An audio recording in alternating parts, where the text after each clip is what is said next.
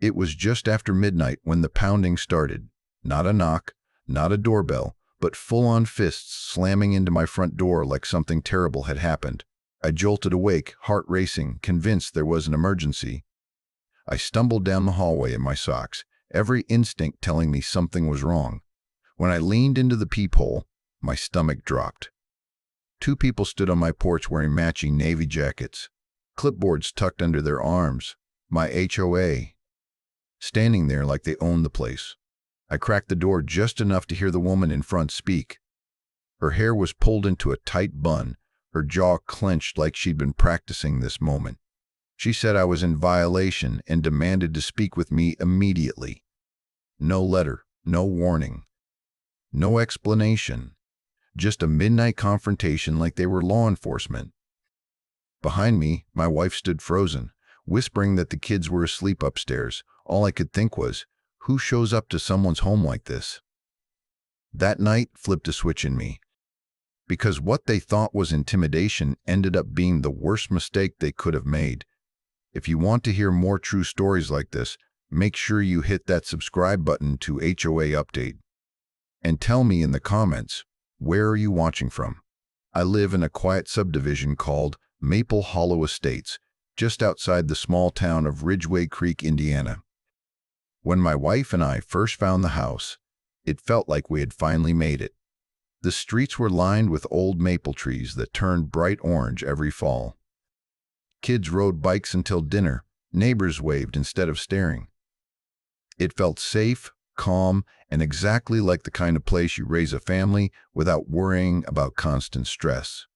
The HOA brochure promised low dues, basic upkeep, and minimal interference. They used phrases like community first and hands-off management. At the time, I believed every word of it. That illusion lasted about 6 months. At first, it was nothing major. A polite note taped to my door reminding me to roll my trash can back in before sunset. Another letter suggesting my lawn edging color was non-standard, even though 3 other houses on the same street had the exact same one. I shrugged it off. I told myself this was just how HOAs worked. Small rules, small reminders. No big deal. Then the tone changed. The notes turned into official letters. The letters started using bold text and words like violation, penalty, and subject to fine. The strange part was that none of them ever pointed to a specific rule. Just vague warnings. I tried to do the right thing. I showed up to meetings. I asked which rule I had broken. I asked for clarification in writing. I fixed things even when I wasn't convinced they were wrong. I thought if I showed cooperation, the attention would fade. Instead, it got worse. That's when I realized the real issue wasn't the rules. It was the HOA president, Linda Hawthorne. Linda ran the board like it was her personal kingdom. Meetings were scheduled during normal work hours, which meant most homeowners could not attend. Votes were rushed through with barely any discussion. If someone raised a hand to ask a question, Linda would smile tightly and say, "We'll discuss that later," then move on without ever circling back. And if you pushed, really pushed, you suddenly became a problem. I saw it happen to others before it happened to me. One neighbor questioned a landscaping contract and suddenly started getting violation letters about his fence. Another asked for financial records and received a warning about his driveway needing pressure washing. At the time, I told myself it was coincidence. Looking back, it was a pattern. The midnight visit made it clear that I was now part of that pattern. Earlier that same week, I had sent a simple email to the board. I asked why our dues had increased without a community vote, especially when the bylaws clearly mentioned homeowner approval. It wasn't rude. It wasn't aggressive. It was just a question. I expected a delayed response, or maybe a generic explanation. What I did not expect was Linda showing up at my front door after midnight. She claimed there was an emergency violation involving an unapproved shed in my backyard. A shed that had been there long before we bought the house. a shed that was visible in the original listing photos, a shed that had never once been mentioned in the 6 months we lived there. Standing there in the dark, with my family asleep behind me, it finally clicked. This wasn't about compliance. It wasn't about aesthetics. It wasn't even about the shed. It was about control. Linda didn't like being questioned. She didn't like homeowners knowing the rules as well as she did, or better. The midnight visit wasn't random, and it wasn't urgent. It was meant to intimidate me, to remind me who she thought was in charge. And in that moment, instead of feeling scared, something else settled in. I felt angry. Because once you realize someone is abusing power, you also realize they're usually hiding something. And that realization was the beginning of a much bigger fight than Linda ever expected. The days after that midnight visit were somehow worse than the visit itself. It felt like flipping a switch. Almost overnight, my house became the HOA's favorite target. Every morning, I'd open my email and feel that tight knot in my chest before I even finished my coffee. There was always something new waiting for me. Sometimes it was one violation notice. Sometimes it was 2 in the same day. One claimed my porch light was excessively bright and violated community standards, even though it was the same light that had been there since we moved in. Another accused me of unauthorized landscaping changes because I trimmed a bush that was blocking the walkway. A bush. On my own property. None of the notices explained which rule I had broken. They just used official language and bold text, clearly designed to scare people into compliance. And I could tell that was the point. They weren't trying to correct anything. They were trying to overwhelm me. I did what any reasonable person would do. I tried to handle it the normal way. I sent emails asking for clarification. I politely requested written proof of the violations. I asked for a formal hearing so I could respond properly. Days went by with no reply. When responses finally came, they were short, cold, and clearly copied from a template. Every message ended the same way, with a vague warning about escalating fines if the issue was not resolved immediately. There was no way to resolve something they refused to explain. Then the fine started showing up on my HOA account. At first, it was $50. No explanation, just a charge labeled violation penalty. A few days later, another one appeared for $100. Then another $50. What made my blood boil was the dates. They were backdated, as if these violations had existed long before the midnight visit.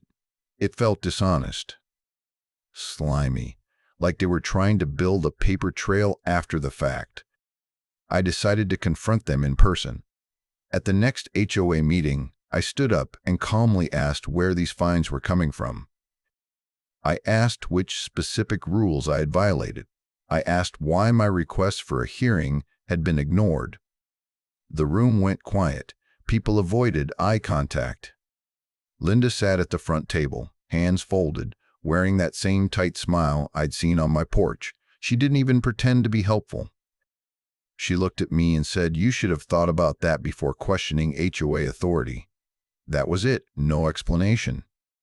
No discussion. Just a thinly veiled threat.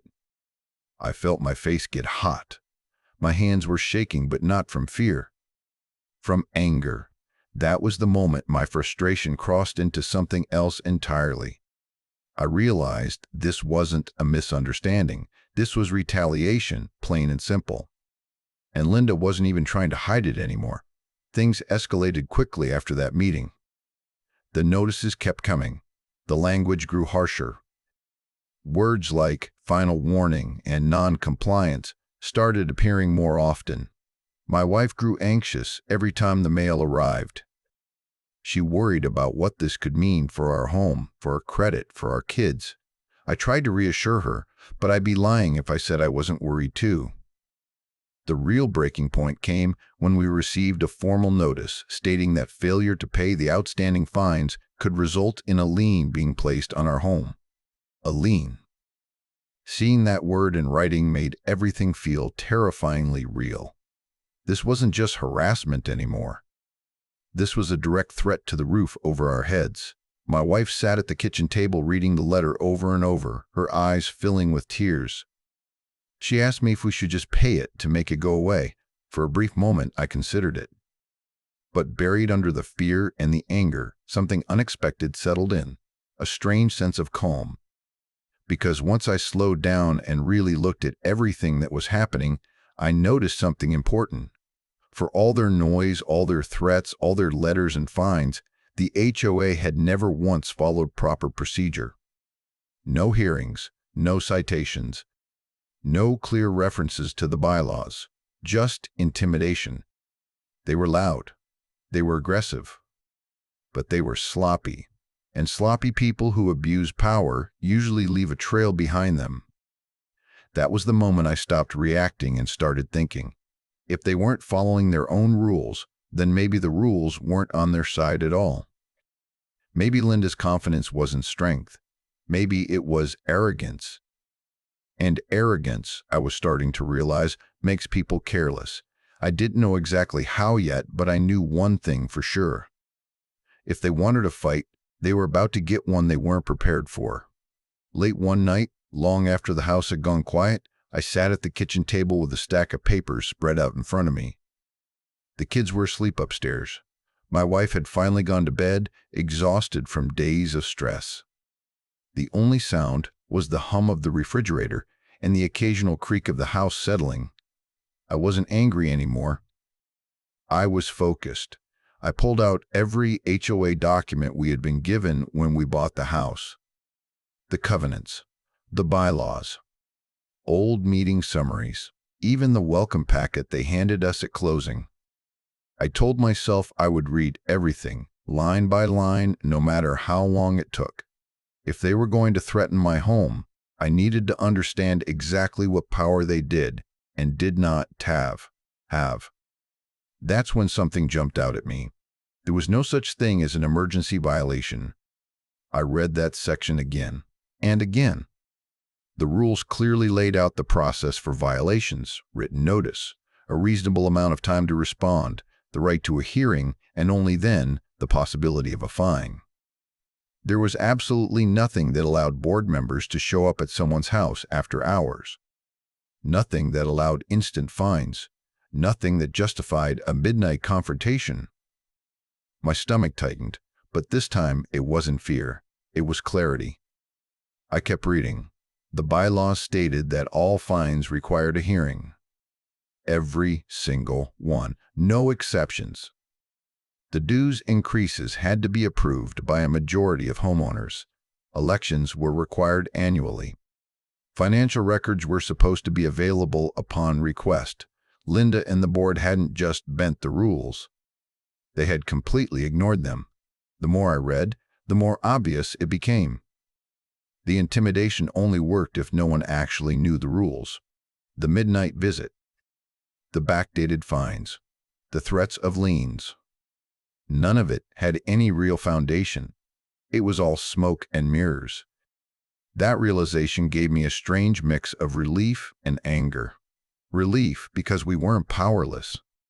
Anger because they had been counting on us believing we were. The next morning, I reached out to a neighbor named Mark Collins. He lived 3 houses down and had been in Maple Hollow Estates longer than anyone else on our street. Quiet guy. Friendly, but kept to himself. When I told him what had been happening, there was a long pause on the phone. Then he sighed and said, "You're not the first." Those 4 words changed everything. Mark invited me over that evening. When I arrived, he already had papers laid out on his dining table. Violation notices, fine statements, old emails from the board. He told me he had gone through the same thing a few years earlier. Questioned a budget line item. Asked for financial records. Suddenly, his mailbox filled with warnings about his fence, his mailbox height, even the angle of his driveway. He paid the fines back then because he was afraid of losing his home. Then Mark introduced me to others. Over the next week, I spoke with 3 more homeowners. One woman admitted she had paid thousands of dollars over the years just to avoid conflict. Another couple told me they were in the process of selling their home because they couldn't take the stress anymore. Every story followed the same pattern. Question the board and the violations would start. None of them had ever been shown proof. None of them had ever received a proper hearing. Linda had been running the HOA on fear, and fear had kept everyone isolated. What shocked me most was how relieved everyone sounded once we started talking, like they had been holding their breath for years. For the first time, they realized they weren't alone, and neither was I. That's when the dynamic shifted. We stopped whispering. We stopped assuming the problem was just us. We started comparing documents, dates, and notices. Patterns became impossible to ignore. The same language, the same threats, the same lack of procedure. We realized something important. If Linda could do this to one homeowner, she could do it to all of us. And if she had already done it to several, there were probably more who stayed silent. We decided then and there that we were done being quiet. Not reckless, not loud for the sake of noise, but deliberate. We would document everything. We would follow the bylaws exactly, even if the board refused to. And we would stop reacting emotionally and start responding strategically. For the first time since that midnight knock, I felt something I hadn't felt in weeks: control. Linda thought intimidation would make me fall in line. Instead, she forced me to look closer. And the closer I looked, the clearer it became that her authority was built on nothing but confidence and compliance. Once compliance disappeared, everything she had built was about to crack. Our plan wasn't dramatic or flashy. There were no angry speeches, no confrontations on front lawns, no social media blow-ups. What we did instead was far more dangerous to people like Linda. We got organized and we got precise. The first step was documentation. Every single one of us went back through our records.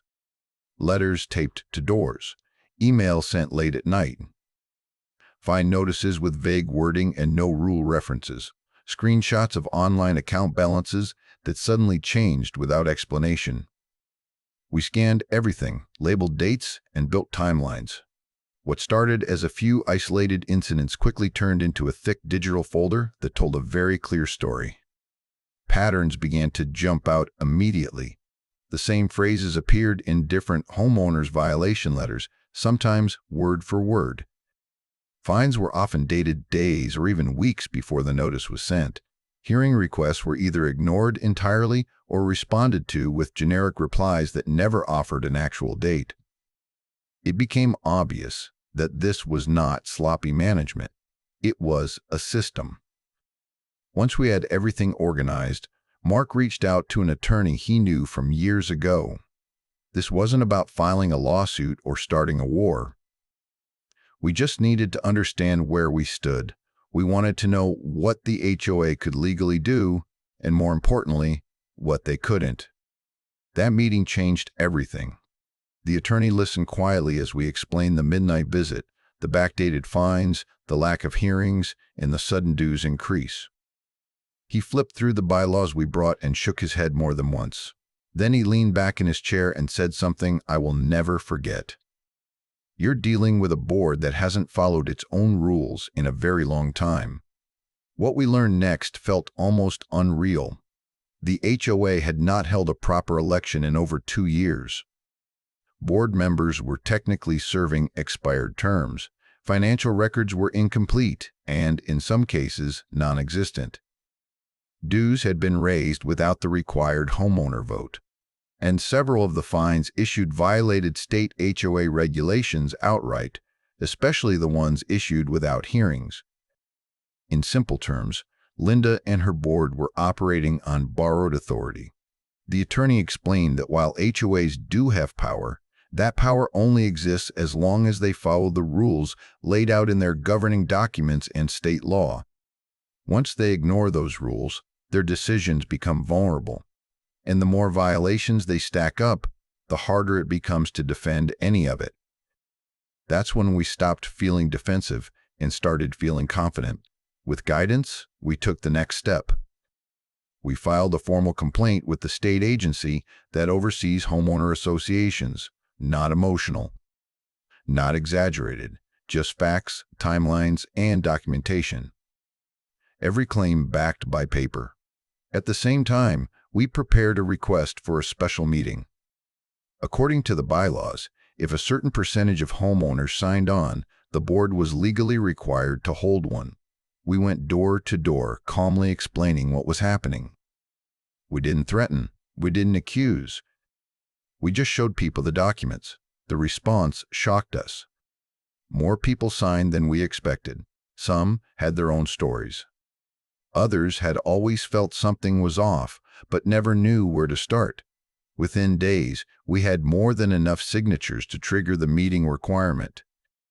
We submitted the request, and then the board did exactly what we expected. They ignored us, no acknowledgement, no scheduling, no response at all. It was the same tactic they had always used, silence, hoping frustration would make us go away. A few weeks earlier, that might have worked. This time, it didn't. Following the attorney's advice, we sent certified letters. Not just emails, physical letters with tracking numbers addressed to every board member. Each letter referenced specific bylaw sections, included copies of the signed meeting request, and clearly stated the timeline they were required to follow. That's when things changed. Almost overnight, Linda's tone shifted. Emails that had once been cold and dismissive suddenly sounded polite. Words like misunderstanding and procedural oversight started appearing. The fines stopped increasing. A few even disappeared quietly from online accounts without explanation. It was subtle but unmistakable. For the first time, Linda wasn't acting like someone in control. She was reacting. She knew now that we weren't just angry homeowners anymore. We were informed, organized, and no longer isolated. The fear she relied on was gone, replaced by something she couldn't manage as easily: accountability. And while she was scrambling to adjust her tone, we were already preparing for the next step. Because once someone like Linda realizes they're being watched, they either come clean or they make bigger mistakes. The special meeting was nothing like the usual HOA gatherings. Normally, those meetings were quiet, half-empty rooms where the same small group of people sat through rushed agendas and quick votes. This time, every seat was filled. People lined the walls. Some stood in the hallway just to listen. Neighbors I had never seen at a meeting before were there, arms crossed, whispering to each other, holding folders of their own documents. The energy in the room felt heavy, tense, and expectant. Linda noticed it immediately. For the first time since I had known her, she didn't look confident. She kept adjusting the papers in front of her, tapping her pen against the table, forcing a smile that didn't quite land. The rest of the board avoided eye contact with the crowd. It was obvious they hadn't expected this many people to show up. When the meeting was called to order, the usual scripted tone was gone. Linda tried to stick to the agenda, but murmurs rippled through the room. People wanted answers. They weren't there to listen quietly anymore. Then our attorney stood up. The room fell completely silent. He introduced himself calmly, explaining that he was there on behalf of multiple homeowners who had requested the meeting under the HOA's own bylaws. He didn't raise his voice. He didn't sound angry. That made his words hit even harder. He began laying out the facts, one by one. He talked about the violation notices that failed to cite specific rules. He explained how fines had been issued without hearings, which directly violated both the bylaws and state regulations. He addressed the so-called emergency violations, clearly stating that no such authority existed in the governing documents. Heads in the room started nodding. People flipped through their own papers, recognizing the same language they had received. Then he brought up the midnight visits. A low murmur spread through the crowd when he described board members showing up at homeowners' doors after midnight, attempting to intimidate them into compliance. Several people audibly gasped. One woman near the back whispered that the same thing had almost happened to her. Linda tried to interrupt. She leaned toward the microphone and said this was being taken out of context, that the board had always acted in the best interest of the community. The attorney didn't argue. He simply waited until she finished, then calmly continued. Next came the elections. He explained that according to the records, proper elections had not been held in over 2 years. Board members were serving beyond their terms without homeowner approval. Votes had been conducted without quorums. Decisions had been made without legal authority. That's when Linda's face lost all color. The attorney moved on to the financials. Missing documentation, incomplete records, dues increases that had never been voted on by the homeowners, money collected without proper authorization. At that point, the room wasn't just quiet, it was stunned. Linda tried again to regain control.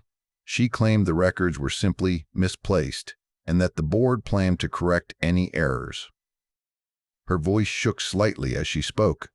The confidence she once had was gone, replaced by something closer to panic. Then something happened that none of us had expected. A man sitting quietly near the side of the room stood up and introduced himself as a state investigator assigned to review the complaint we had filed. You could feel the shift instantly. He explained that his office had already begun a preliminary review of the HOA based on the documentation submitted. He confirmed that several of the concerns raised appeared credible and warranted a full investigation.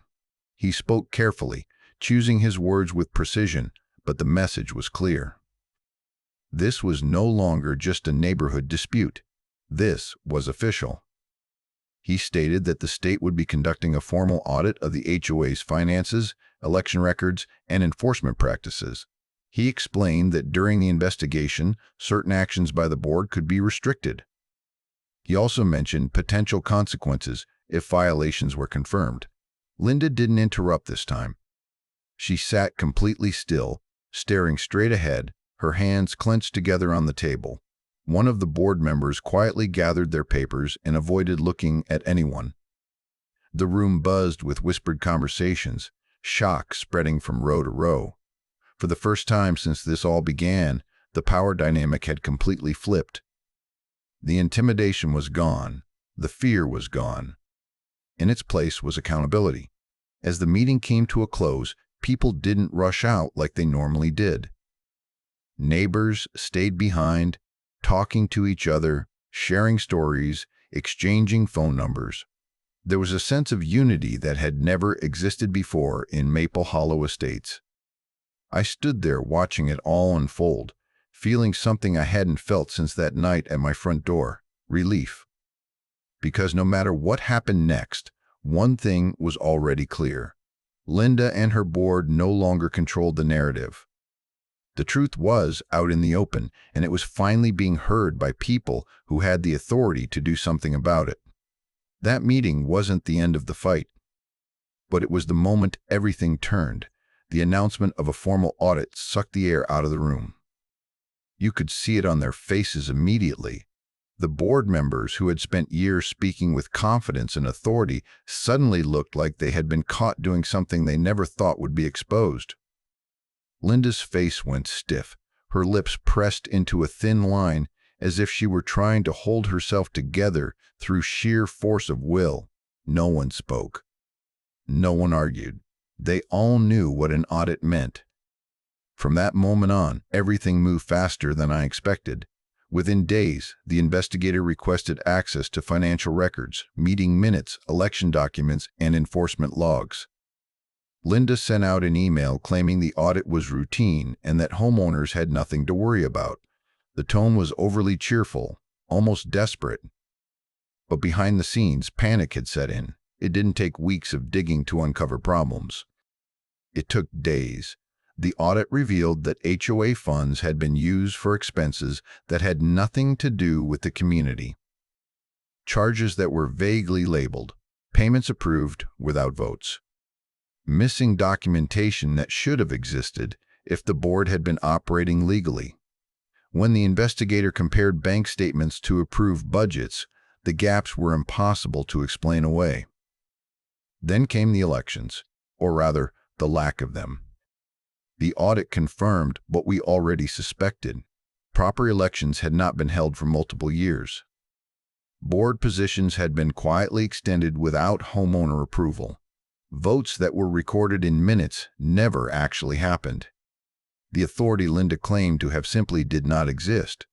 And then there were the fines. Page after page documented fines issued without hearings, notices sent without rule citations, charges backdated to create the illusion of compliance. The investigator flagged dozens of violations that directly contradicted state HOA regulations. Everything we had lived through, everything we had been told to accept. It was all there in black and white. The board's response was silence. Linda stopped sending emails. Meetings were abruptly canceled. The HOA website went offline for maintenance. Rumors spread quickly through the neighborhood, but this time they weren't fueled by fear. They were fueled by facts. About 3 weeks into the audit, Linda resigned. There was no dramatic announcement. No apology, just a short email stating that she was stepping down for personal reasons. It fooled no one. The remaining board members followed soon after, each resignation quieter than the last. Once Linda was gone, everything unraveled. The state issued formal findings confirming widespread mismanagement and abuse of authority. All outstanding fines related to the improper enforcement actions were voided. Homeowners received notices confirming that the charges had been removed from their accounts. The lien threat against my home vanished as if it had never existed. Seeing that confirmation in writing felt unreal. Months of stress. Weeks of fear, all undone with a single official letter. But the consequences didn't stop there. Because the board had been operating without legal authority, their decisions were invalid. The HOA itself was placed under temporary administrative control, pending new, properly conducted elections. The rules Linda had enforced so aggressively were suspended until they could be reviewed and voted on by the community. In other words, the HOA that had knocked on my door after midnight no longer existed. I remember standing in my driveway one evening, watching neighbors walk past and wave, smiling in a way they hadn't in a long time. People stopped to talk again. Conversations weren't whispered. There was laughter, relief, a sense that something heavy had finally been lifted. Linda never spoke to me again. I heard later that she moved out of the neighborhood not long after resigning. No dramatic exit. No confrontation. Just gone. The woman who once believed she could intimidate homeowners in the middle of the night disappeared without a word. What stayed behind was something far more important. Accountability. The power Linda had relied on only existed because people were afraid to challenge it. The moment that fear was replaced with knowledge and unity, it collapsed completely. Not with shouting, not with chaos, but with paperwork, rules, and the truth. Looking back, it's almost hard to believe that all of this started with a knock on my door after midnight. What was meant to scare me into silence ended up exposing years of wrongdoing. What was meant to assert control destroyed it instead, and standing there in the quiet of my own home, knowing my family was safe and my house was secure, I realized something simple and powerful. The moment the HOA crossed that line, they didn't just wake me up, they woke up an entire neighborhood. The months that followed felt almost unreal, like stepping into a completely different neighborhood without ever moving. After the state placed the HOA under temporary administrative control, the first priority was rebuilding it the right way, slowly, openly, and with actual homeowner involvement. For the first time since we moved into Maple Hollow Estates, decisions were no longer being made behind closed doors. A new board was formed, and the difference was immediate. Instead of hand-picked insiders, the board was made up of neighbors who actually lived on our street, people I had waved to for years but never really known. Mark was one of them. So was a retired school teacher who had lived in the neighborhood since it was first built. They weren't power-hungry. They weren't interested in control. They just wanted things to run fairly. The first meeting of the new board was open, well advertised, and packed. Financial records were projected onto a screen for everyone to see. Line items were explained. Questions were encouraged, not shut down. For the first time, the HOA felt like it belonged to the community instead of ruling over it. One of the first decisions was to review the budget. It didn't take long to realize that dues had been higher than necessary for years. Once unnecessary expenses were cut and contracts were reviewed, the board voted to lower dues. Not by a token amount, but enough that people actually noticed the difference. That decision alone restored a lot of trust. Next came the rules. Under Linda, rules had been vague on purpose. Ambiguity gave her power. The new board rewrote enforcement policies to be clear, specific, and fair. Violations now required written citations that referenced exact bylaw sections. Hearings were mandatory before any fine could be issued. Timelines were clearly defined. No more surprises. No more intimidation. Transparency became the standard, not the exception. Meeting minutes were posted online within days. Financial statements were available to any homeowner who requested them. Elections were scheduled properly and announced well in advance. Every safeguard that had been ignored before was now treated as non-negotiable. The atmosphere in Maple Hollow changed almost overnight. People stopped checking their mail with dread. Kids played outside again without parents watching the street nervously. Neighbors lingered in driveways talking instead of rushing inside. The tension that had hung over the neighborhood for years slowly dissolved. For my family, the change was especially noticeable. My wife slept better. The anxiety that had crept into our daily conversations faded. The fear of losing our home, the unspoken worry that had sat at the back of every decision, was gone.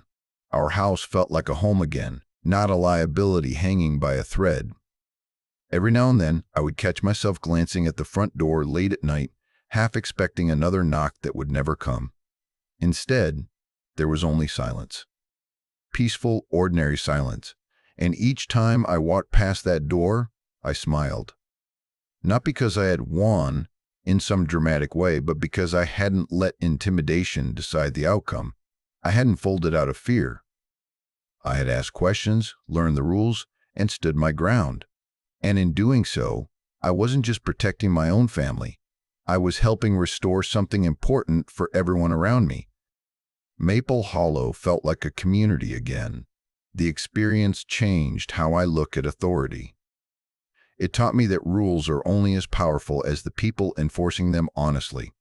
It taught me that silence is often what allows bad behavior to continue. And it taught me that ordinary people, when they work together, can push back against something that feels much bigger than them. The HOA that once thrived on fear was gone. In its place was something far better: accountability, fairness, and a neighborhood that finally felt like home. Looking back now, with everything finally calm again, I realized the HOA's biggest mistake was never the fines or the letters or even the threats. It was assuming I would stay quiet. They believed fear would keep me in line, that a late-night knock and a few official-looking notices would be enough to make me back down. Instead, it pushed me to pay attention. It pushed me to read, to ask questions, and to connect with the people around me who had been feeling the same pressure in silence. What started as a fight to protect my own home turned into something bigger. It became about standing up for my family, for my neighbors, and for a community that had slowly been trained to accept intimidation as normal. Once we stopped doing that, everything changed. The power they relied on vanished almost instantly. That experience taught me something I'll never forget. Authority only works when people are afraid to challenge it. The moment you shine a light on it, demand transparency, and refuse to be intimidated, it starts to crumble. Not with chaos or shouting, but with facts, rules, and accountability. If you're dealing with an HOA nightmare right now, I want you to hear this clearly. You are not powerless. You are not alone. And you are not wrong for asking questions. Sometimes the hardest part is taking that first step and refusing to stay silent. If you want to hear more true stories like this, make sure you hit that subscribe button to HOA Update. And tell me in the comments, where are you watching from?